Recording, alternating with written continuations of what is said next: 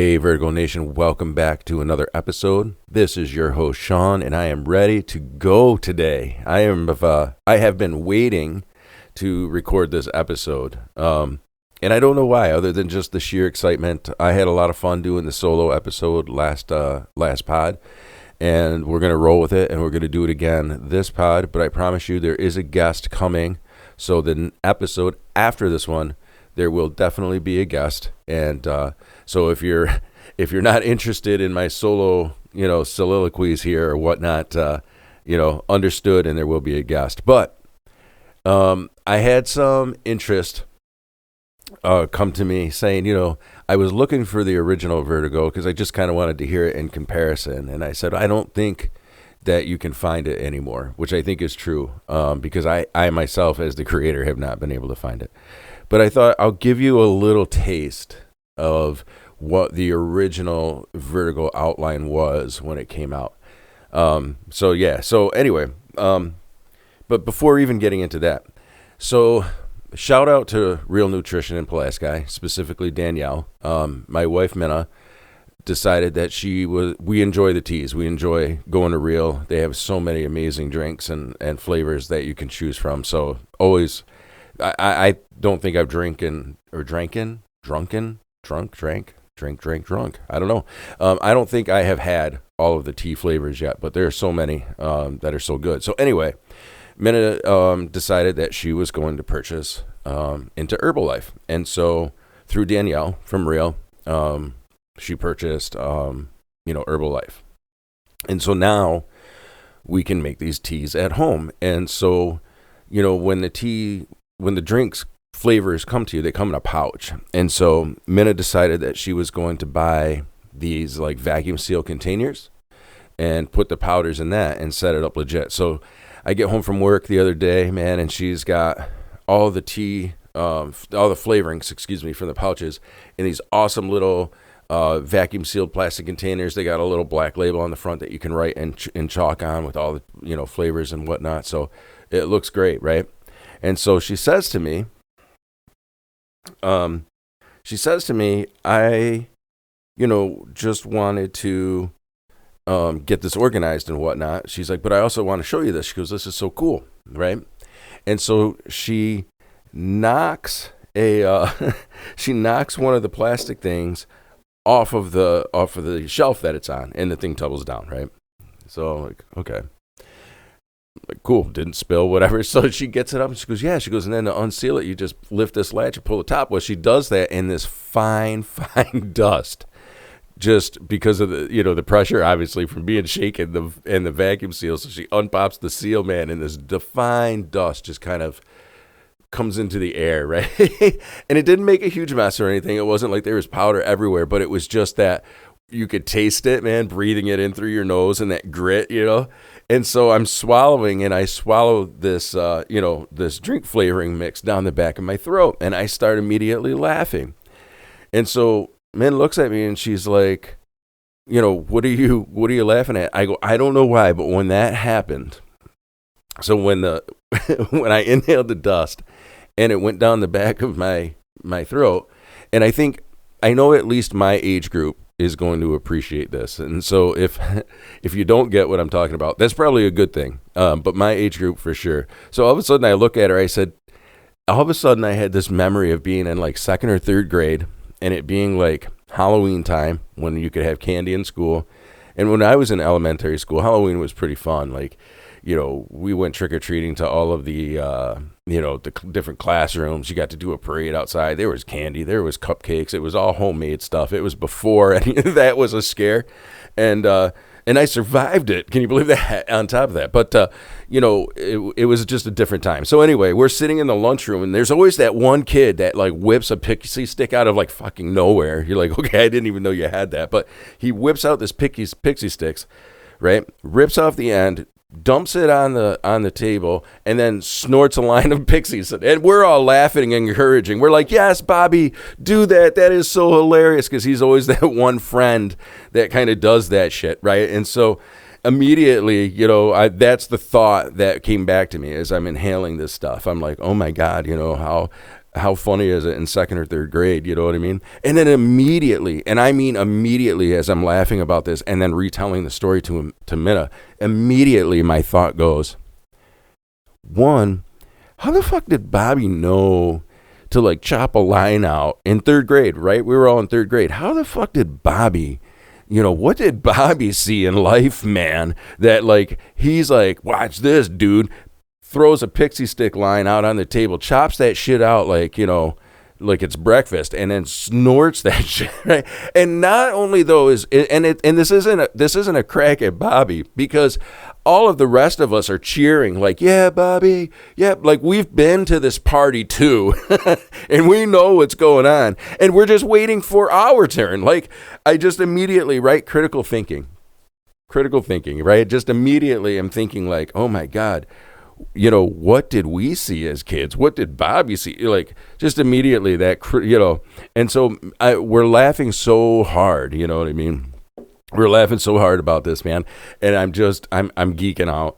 And then, immediately after that, I start thinking, right? And I think Min even said, she's like, I wonder where Bobby is now. It's like, yeah, it's like either, I don't know, is the dude in jail? Is he in fucking rehab? Is he, I don't know. I could be working next to him in the construction. I don't know, but oh my God, man, poor Bobby. What did we see, man?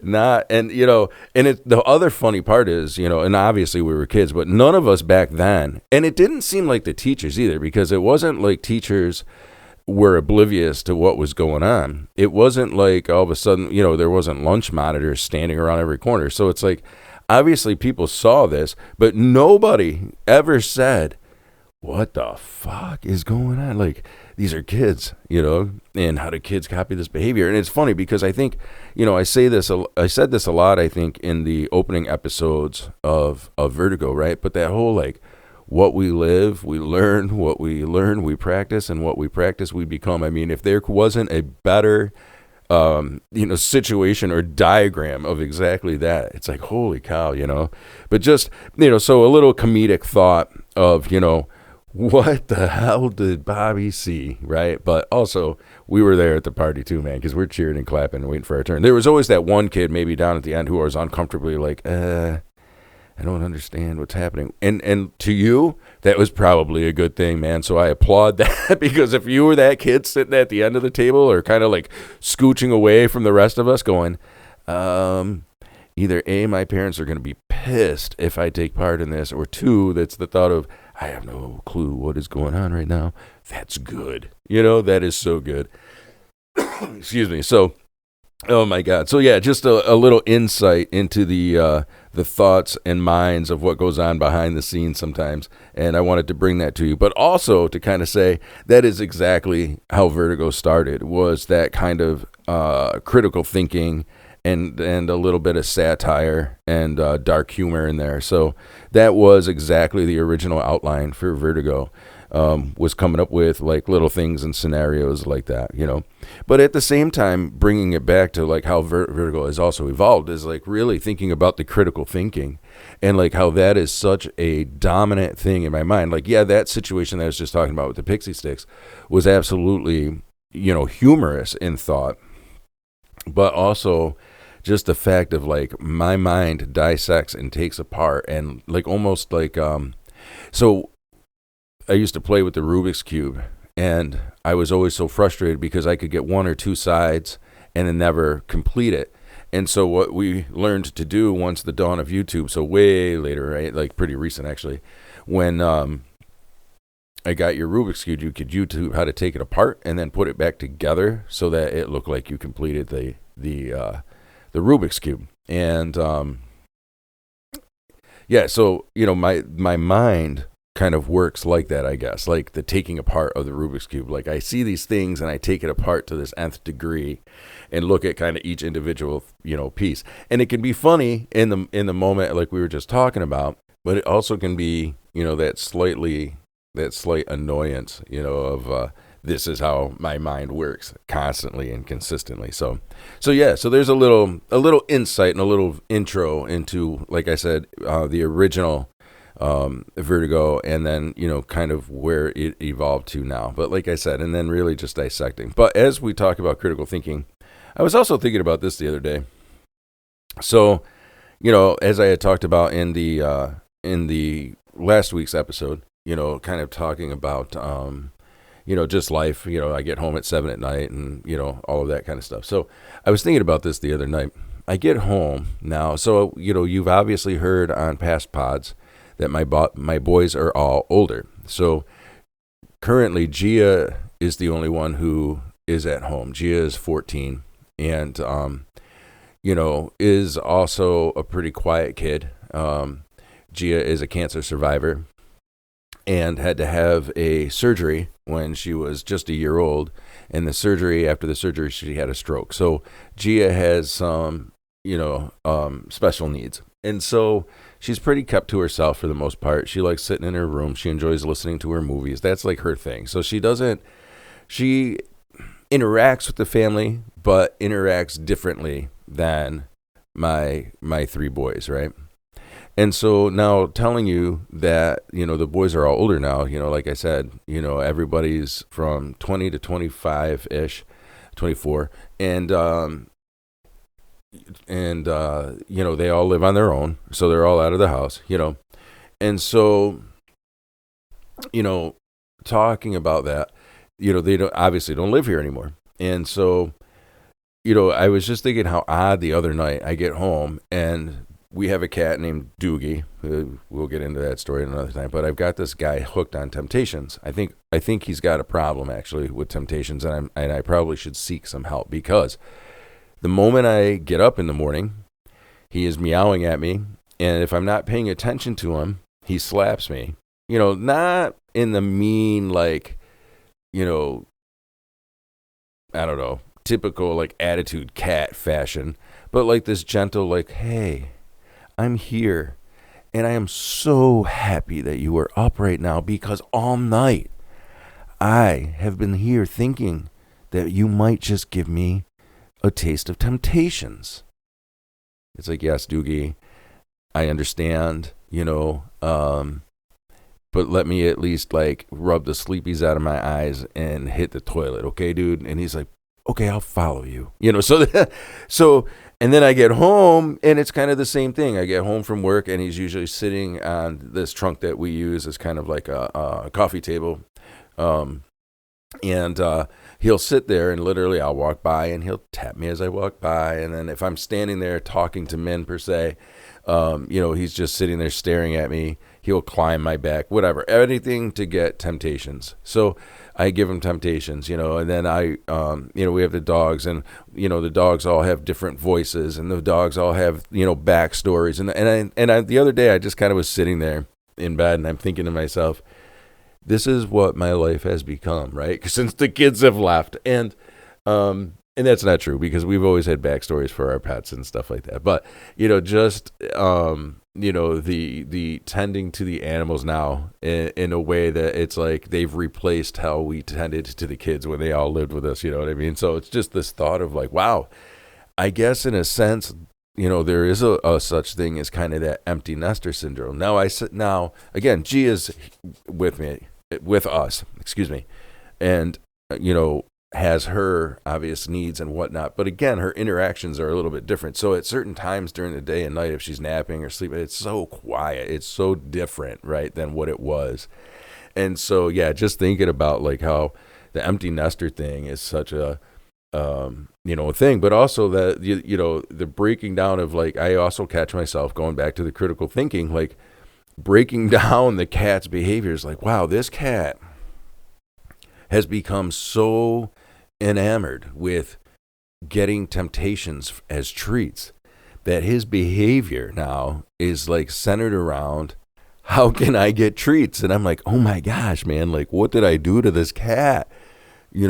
Johnny's fucking snorting pixie sticks in second grade, and now the cat's hooked on Temptations, and oh my God, no, I don't know. So anyway, but yeah, my life has just what it's become, since the kids have left. So just, these are the kind of things been thinking about throughout the week. And, man, it's just crazy how life, I guess, changes and evolves, and also, though, so thankful for how we can have changes in thought, and how, we can think back about these things and get a chuckle out of them, but also kind of look at where we are now in our life and how we've grown and how we've changed. Because I know for me, my behavior has evolved and continues to evolve, and I think for the better. And how amazing is that, to kind of sit and also think about, and just kind of have these reflective moments where it's like, gosh, I can think of situations that I was in that I just handled so poorly or unhealthily, even in the least, And then I think forward to now and how, like, some of those similar situations we really have, or I have at least, really learned from, and just not take that for granted, but be able to reflect. So it's also kind of this same thing that I've been thinking about, like how weird it is, and not, maybe weird isn't the right answer, but just how our thinking and mind changes as we get older. And this was all kind of spurred from that story that I was telling you in the beginning of the pod with the pixie sticks, like how it just led me down this rabbit hole, so to speak, of just thinking about how we think and how our thinking evolves. And I guess it all ties back to critical thinking, but just how crazy, that all is. And just crazy. I'm going to pause for a quick minute because since we've talked so much about critical thinking, I kind of just want to read, a definition. And so I'll give you the AI overview, since AI is such a huge part of our life now. But critical thinking involves actively and skillfully evaluating, analyzing, and interpreting information to form judgments or solve problems. And it's funny because one of the biggest things that isn't necessarily an obstacle, but it very much can be, is I am a huge problem solver. I see a problem and I want to solve it. And that can be great maybe when it comes to work, career, stuff like that. But I've also realized where in life, just trying to be that critical thinker and trying to consistently and constantly solve problems has also led to, arguments.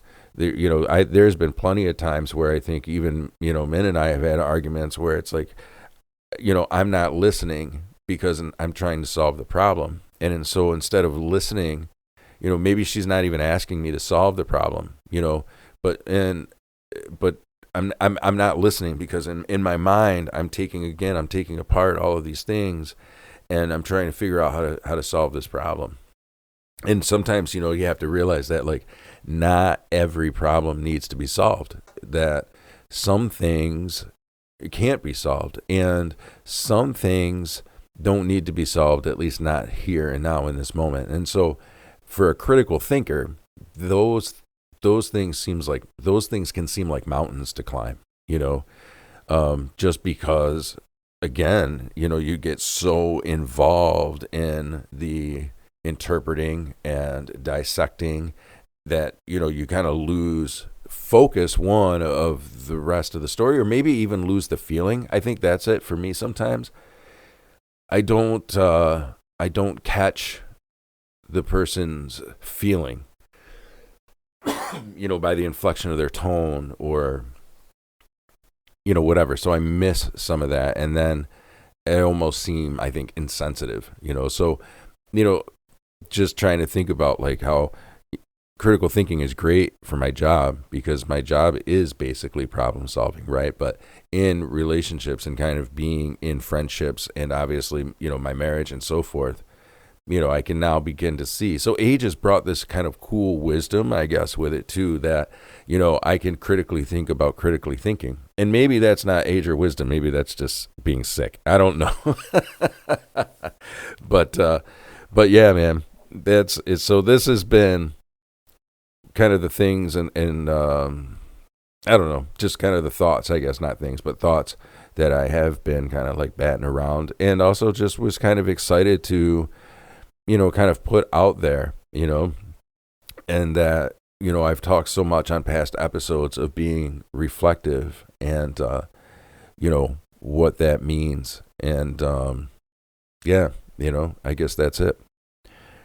Just really kind of thinking about those things, and also like how to change them, I guess, and where things need to be changed, because not everything needs to be changed. So yeah, the illness of critically thinking about how you're a critical thinker. So yeah.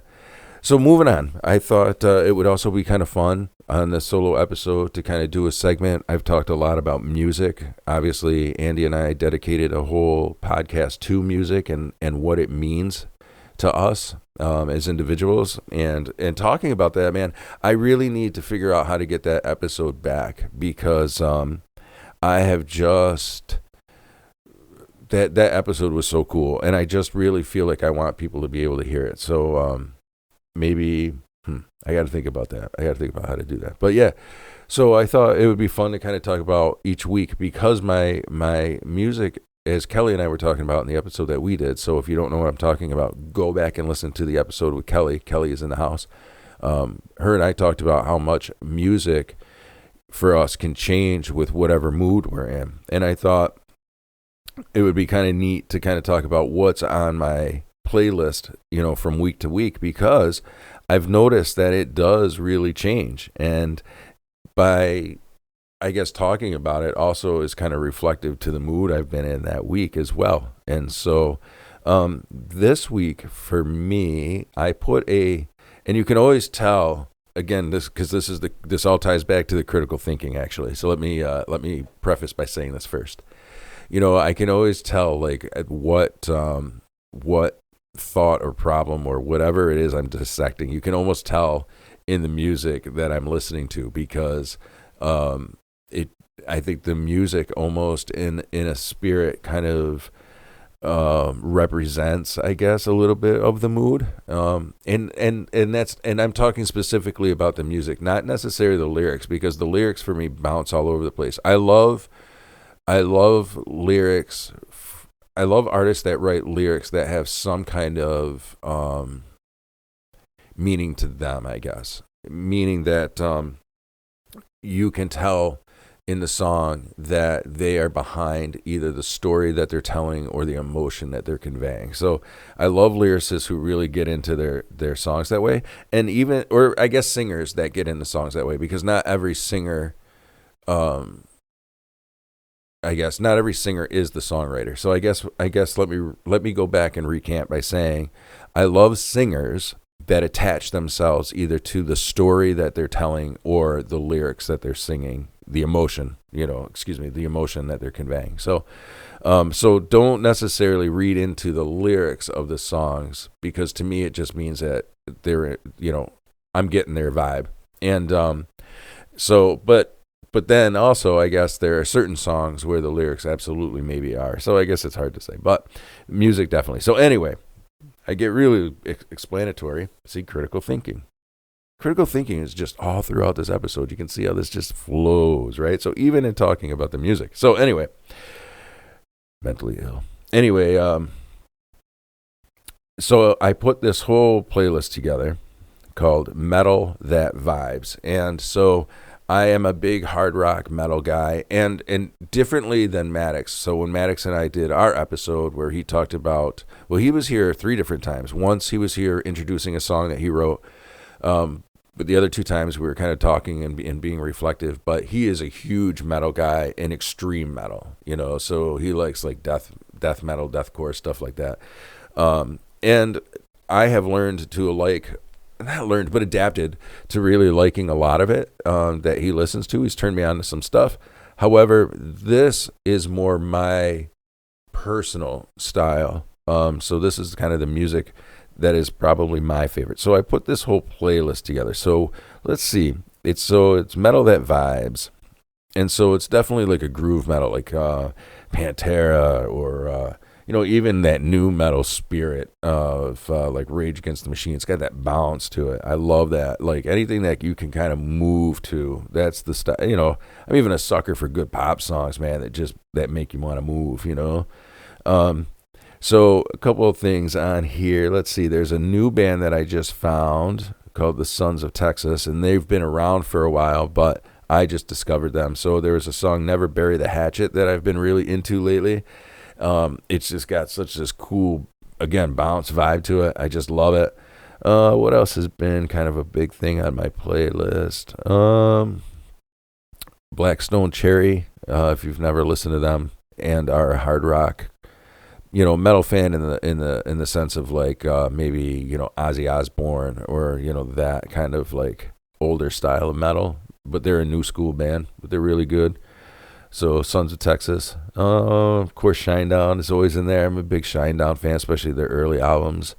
Black Label Society, another one that's been big on my playlist here as I'm digging through it.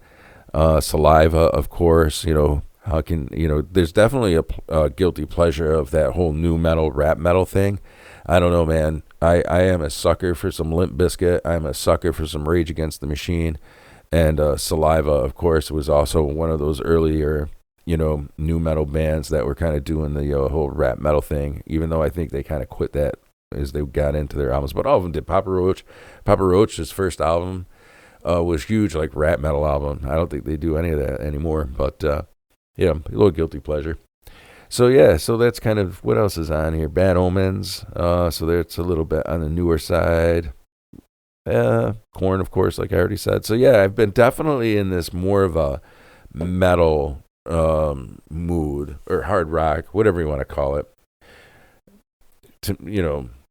That's definitely been my mood over the past week. And, to me, I think because we had some really great weather in there, we had a lot of, sunshine days. It was actually nice to get out of work at 6 at night, driving back from Fayetteville to, going from Fayetteville to home in Pulaski.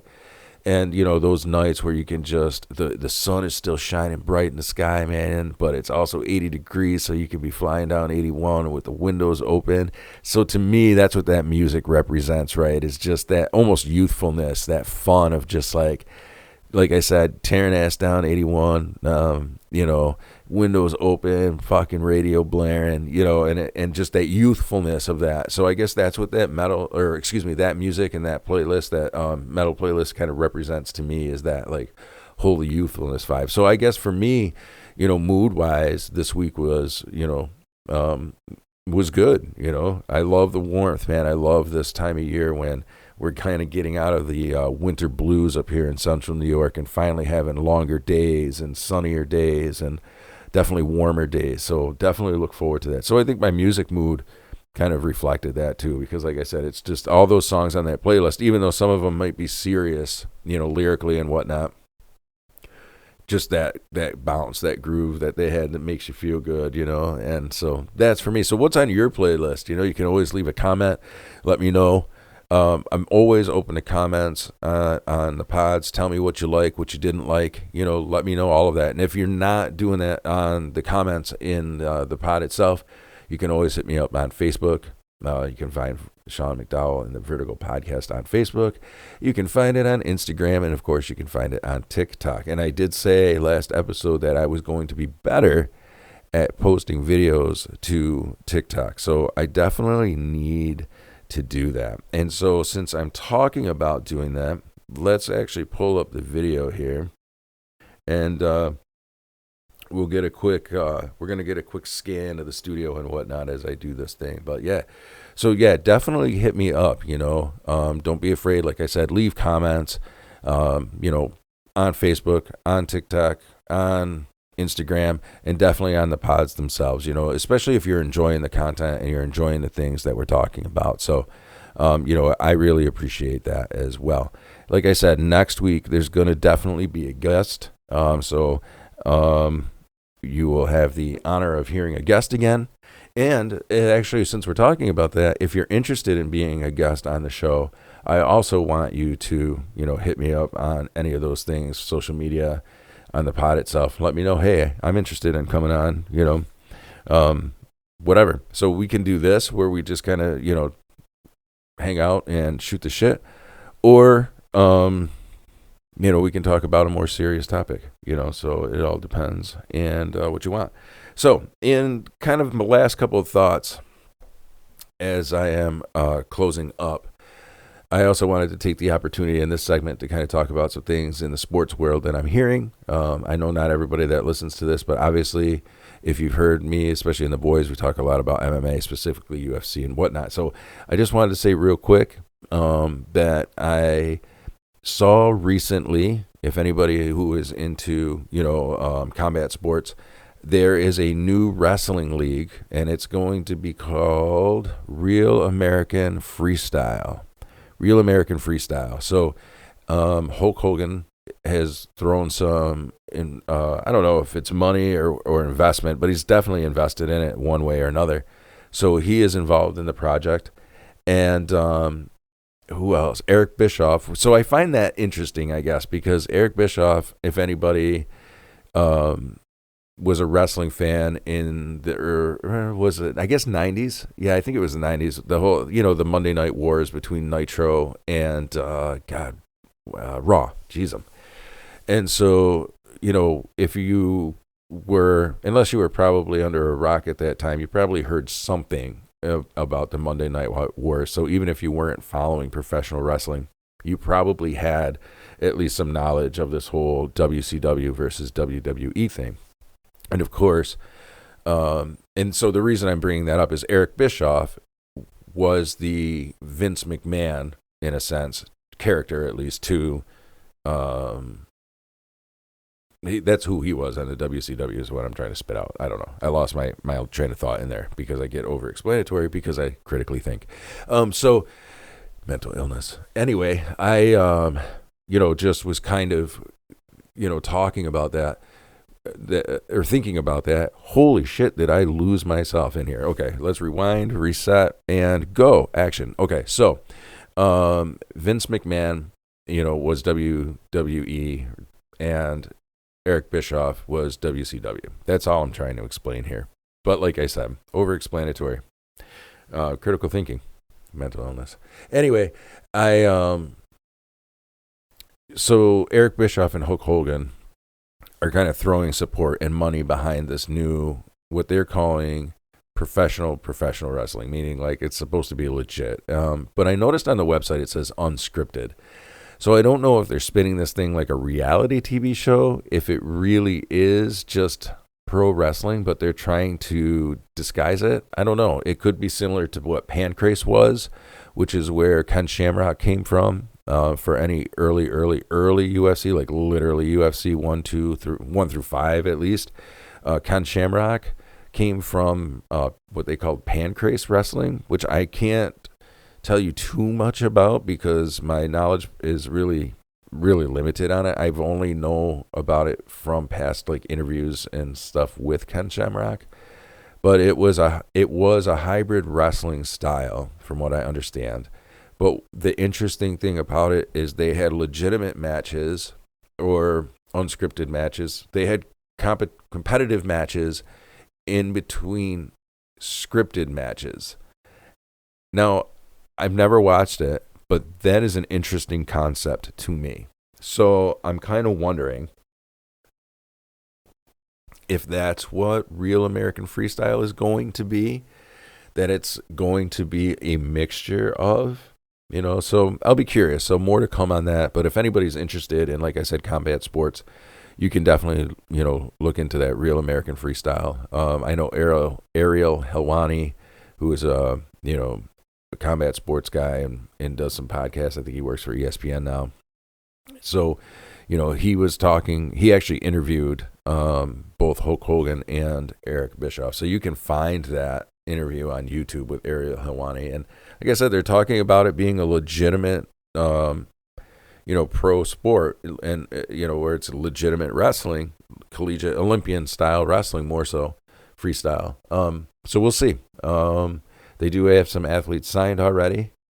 And Hulk was saying that the reason that he's in behind it is because as a professional wrestler, he met so many wrestlers from, the Olympics, world champ, worlds, even NCAA, Brock Lesnar is a great example, NCAA champ, right? Division I champ. And then of course, Kurt Angle was a gold medalist, both wrestlers for the WWE, right? And also came from legitimate wrestling. So Hogan's whole thing was, I've met so many people like these two individuals who there's no real professional route for them to go. So they come into scripted, wrestling, or they could go into MMA, but MMA is not wrestling. It's a component of, but it's not, right? So we'll see. I'm kind of curious to see how this whole thing is going to kick off. So that's one of the things I've also been following kind of this week.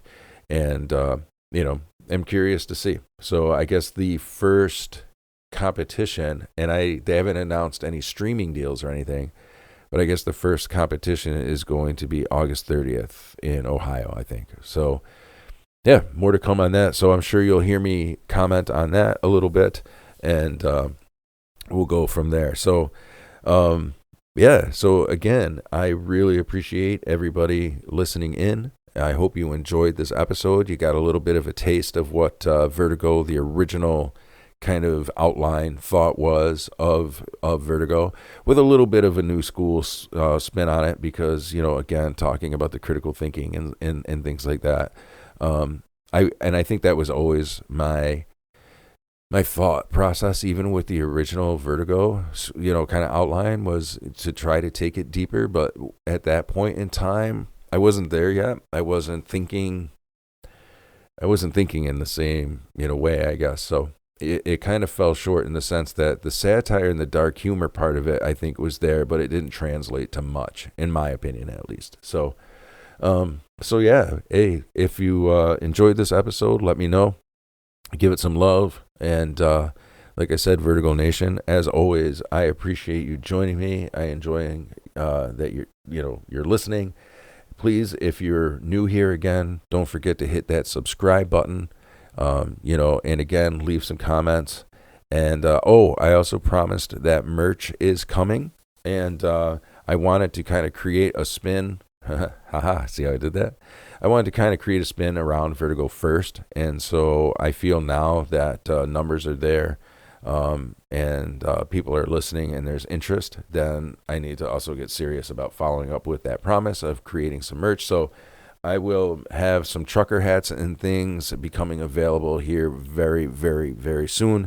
And so you will see that coming up also on, I guess what I'm saying is pay attention to social media, because you will also see those things available. So again, thank you, Vertigo Nation, and I hope this episode made your head spin.